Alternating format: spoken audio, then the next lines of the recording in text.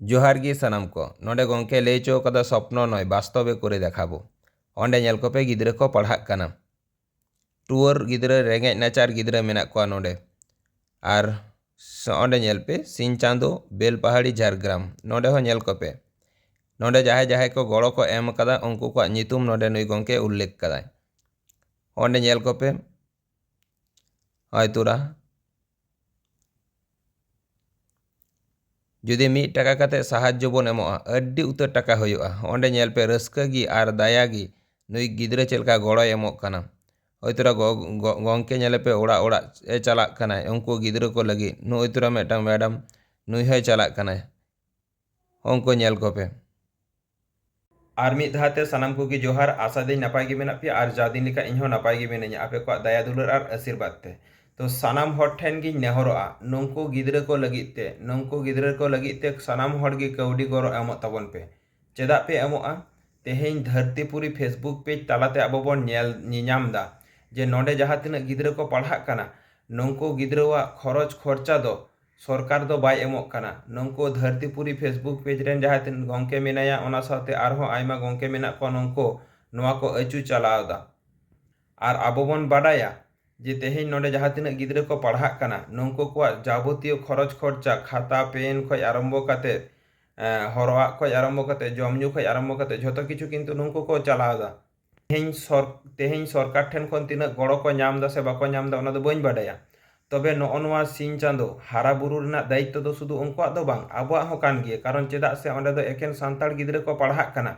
Are नंको गिद्रा हो मेटांग दिन नापाय नापाय पढ़ाव काते डाक्तार मास्टर उकिल बैरिस्टार मारांग मारांग जायगा रे नंको होको सेन दाड़ेआ आर ओना लगित ते आबोआग निहाती गड़ो दरकार कान ताबोना। तेहेñ एटा एटा जाति से कटी कयक पे आकोआग मंदिर मस्जिद गिरजा एवं गुरुद्वार हॉस्पिटल स्कूल कॉलेज बनाव लगित ते सानाम हर गी कौडी गड़ो को एमोआ। जहाय कौडी गड़ो बाको एम दाड़ेआ इटा को बलि को सिमेंट को दिपिल इदिया एनते रहो उनकुआग जाति चितान रे ओंडेन आकोआग जाति रेन हर चितान रे मेटांग आलादा दरद ताहेन ताकोआ। ठीक इनका गी इनहुñ बाडाया तेहेñ नोआ जियर मुर्मू फेसबुक पेज रे हय जे 14,000 तेहेñ परिवार बन होई काना इनिñ बाडाया आपेया हो नुंका मारांग मेटांग मोने मेना तापेया आपे हो गड़ो पे एमोग गिया। तेहेñ इन बेसी दो बाñ खोजोआ मेटांग हिंदी ते कथा मेना बूंद बूंद से सागर बनता है। ठीक इनका गी हय 14,000 परिवार बेसी दो बांग मात्र 50 टाका काते जुदी सानाम हर जुदी गड़ो बन एमोआ से तेहेñ 7 लक्ष टाका उनको गिद्रा लगित ते आबो गड़ो बन एमोआ। आर उनको गिद्रा ठेन खन मेटांग दिन मारांग आशीर्वाद आबो हबन ñामा एवं चोररेन चांदो बंगा आबो हो आशीर्वादे एमा आबोना। आर हें सानाम हर ठेन गी इन मेटांग कथा गिñ लैया तेहेñ मेटांग जिनिस नेल पे मेटांग कुñ खन जुदी मी बल्ती दाग बन लोया कुñ जेमन बांग आंजेदोआ ठीक इनका गी आबोआ रोजगार खन जुदी उनको गिद्रा को लगित 50 टाका गड़ो बन एमोआ आबो दो बाबोन रेंगेज गोदोआ। आर आपे को चितान रे इña निहाती पतिया मेना आपेया दया हेना तापेया दुलाड़ मेना तापेया नुंको गिद्रा चितान रे आर निहाती सानाम हर गी गड़ो पे एमोआ।